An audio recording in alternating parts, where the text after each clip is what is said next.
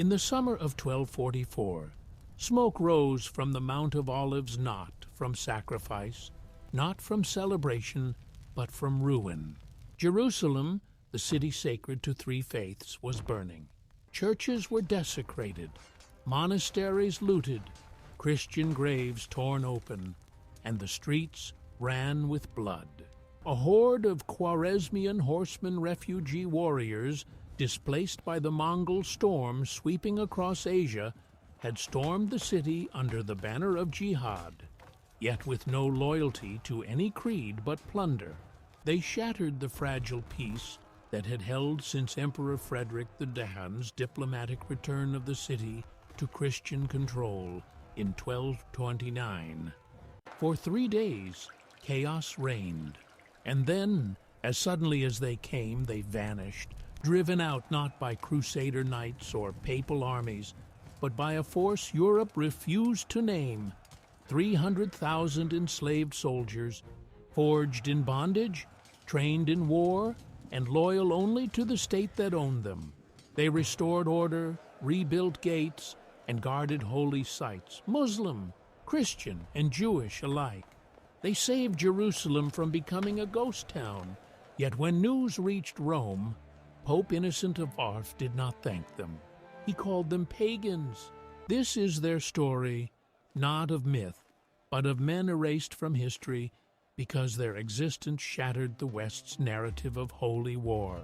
Long before they stood on Jerusalem's walls, the Mamluks were born in distant lands, boys taken from Turkic tribes of the Eurasian steppe, Circassian villages in the Caucasus, or Nubian riverbanks in Africa.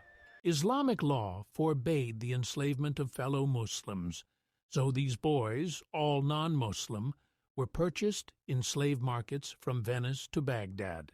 They were not field hands or household servants.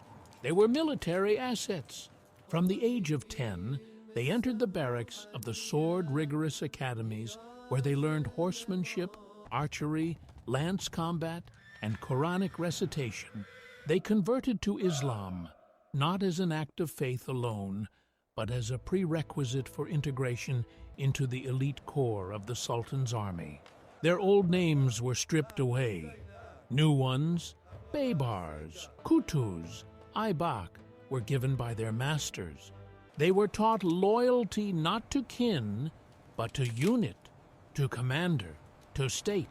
By the 13th century, the Mamluk system had become the backbone of Ayyubid Egypt and Syria. Sultan as-Salih Ayyub, grandson of Saladin, understood that tribal loyalties among Arab and Kurdish nobles were unreliable. But slaves owed everything to their master. They could not inherit power through bloodline, so they served with absolute devotion. As-Salih expanded the Mamluk regiments into a standing army of unprecedented discipline. They rode in tight formations, fired arrows while galloping at full speed, and executed complex battlefield maneuvers that left Crusader cavalry floundering. European chroniclers, when they mentioned them at all, dismissed them as Turkish slaves or Saracen mercenaries. They failed to see what the Ayyubids knew. These were not mercenaries. They were a professional military caste, more loyal, more skilled, and more dangerous than any feudal levy Europe could muster. The crisis began not in Jerusalem, but in Central Asia. The Mongol Empire, under Genghis Khan and his successors, had shattered the Khwarezmian Empire by 1220. Its surviving warriors, proud, nomadic, and utterly ruthless, became stateless marauders, selling their swords to the highest bidder. In 1244, Sultan as-Salih Ayyub, locked in a power struggle with his Ayyubid rivals in Damascus, hired 10,000 of them to attack Crusader-held Jerusalem. It was a brutal gamble. The Khwarezmians cared nothing for treaties or holy sites. On July 11th, they breached the city's walls. What followed was not conquest, but desecration. They smashed altars in the Church of the Holy Sepulchre, burned relics, and dragged the true cross through the streets. They exhumed the bones of Christian kings from the Church of the Resurrection and scattered them in the dust. Every Frankish man, woman, and child was expelled or killed. The city, which had thrived under a delicate coexistence of faiths, was reduced to rubble. Christendom was stunned. For 15 years, Jerusalem had been under Christian rule, not by sword, but by treaty. Now it was lost again, not to a noble Muslim sultan, but to pagan-like hordes. Panic spread from Acre to Paris, but as Salih had not intended this chaos.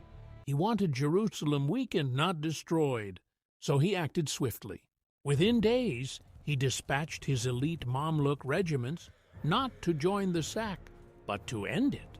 They rode hard from Egypt, entered the city, and drove the Khwarezmians into the Judean hills. Then they did something extraordinary. They began to restore order. They posted guards at churches and synagogues. They allowed Christian monks to return and bury their dead. They repaired aqueducts and reopened markets. In effect, they saved Jerusalem from total collapse. Without them, the city might have been abandoned for decades, as it had been after the First Crusade's initial conquest. News of Jerusalem's fall reached Rome in late 1244. Pope Innocent IV, newly elected and fiercely committed to launching a new crusade, saw an opportunity. In letters to King Louis IX of France, Emperor Frederick II, and bishops across Europe, he framed the disaster not as a consequence of internal Muslim politics, but as an invasion by pagan hordes from the east. He never named the Mamluks. Instead, he described the defenders of Jerusalem as infidel slaves, godless barbarians, and worshippers of false idols. This was a deliberate distortion. The Mamluks were devout Sunni Muslims who prayed 5 times a day, funded mosques, and upheld Sharia law.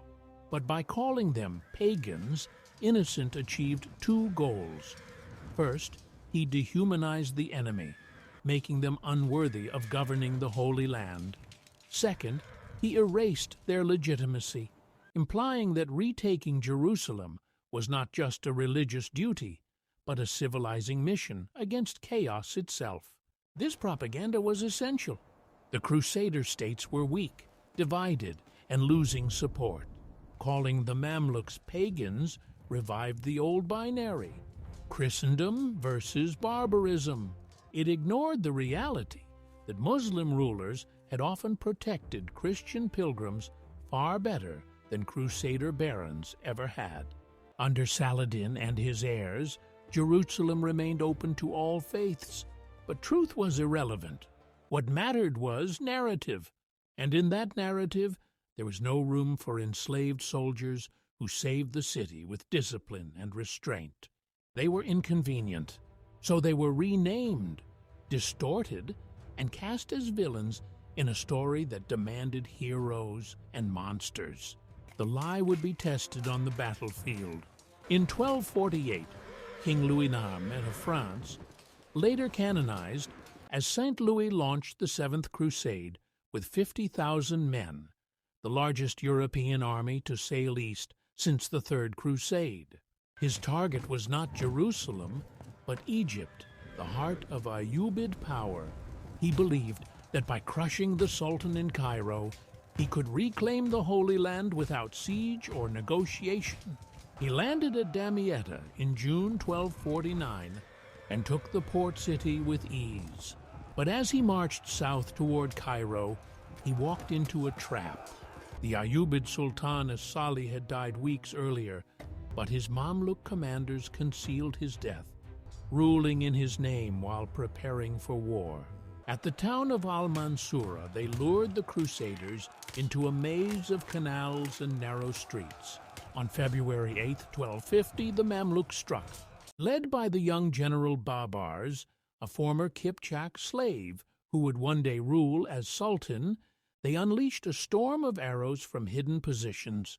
Then, in a daring night raid, they infiltrated the Crusader camp and set fire to supply lines. Louis's army, exhausted and disoriented, collapsed. Thousands drowned in the Nile trying to flee.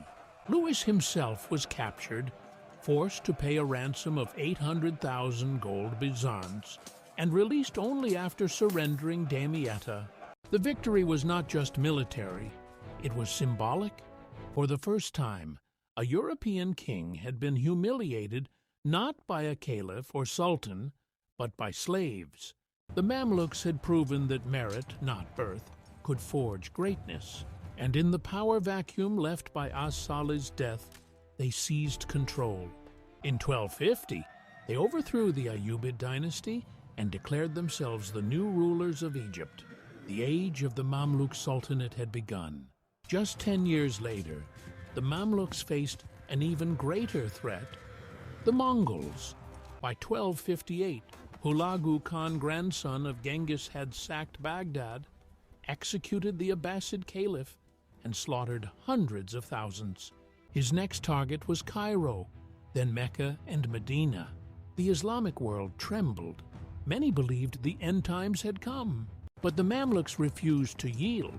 Sultan Qutuz, another former slave, rallied his troops with a simple message: "We fight not for land, but for the house of God."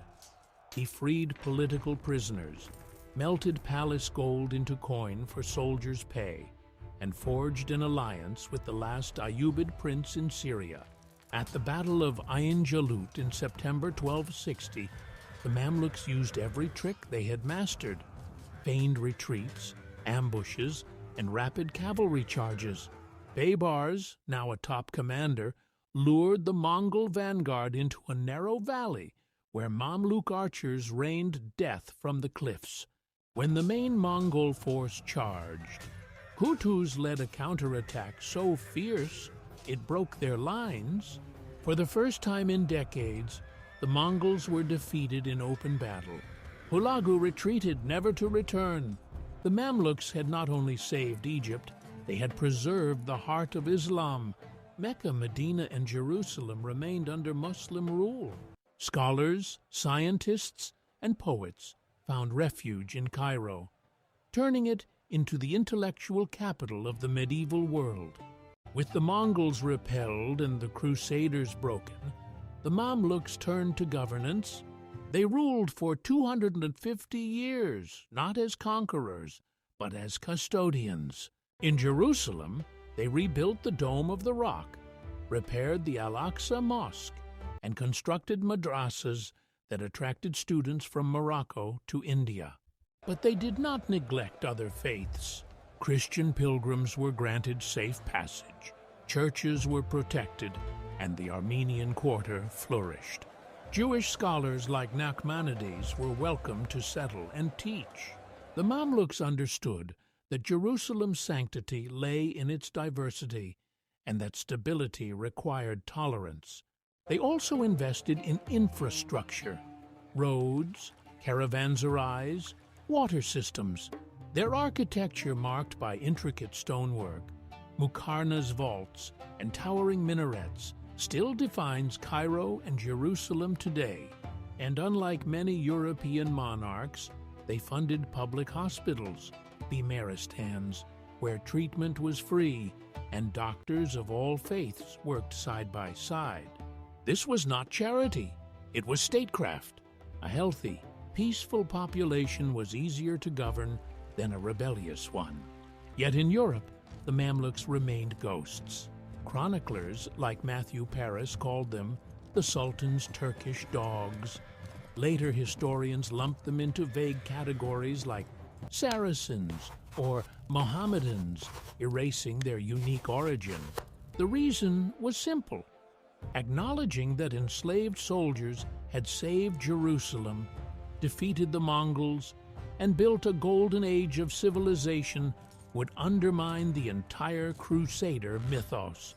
If pagans could be more just, more cultured, and more effective than Christian kings, then what justified the Crusades at all? Even after the Ottoman conquest of Egypt in 1517, the Mamluks were remembered only as rebels or relics. It wasn't until the 19th century when European archaeologists and linguists began translating Arabic chronicles that their true story emerged. Today, we know that the 300,000 figure is symbolic. It represents the cumulative scale of the Mamluk system over centuries, not a single army. But the core truth remains. Enslaved men, denied their birthright, rose to shape world history. And they did so with a paradox at their heart.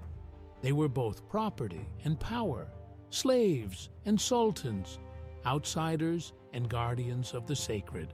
The Mamluks were never saints. They practiced slavery, engaged in court intrigue, and sometimes oppressed minorities. But they also preserved knowledge when Europe forgot it, defended civilization against apocalyptic threats, and governed with a pragmatism that transcended dogma. Their greatest irony is this: they were created to serve an empire, but they became its soul. And Jerusalem? It stands today because in 1244, when chaos threatened to erase it, 300,000 enslaved soldiers chose order over ruin. They asked for no monuments, no hymns, no place in Western memory. They simply did their duty. But history owes them this: to remember that the men who saved the holy city were not pagans. They were the ones who kept the light burning when the world went dark,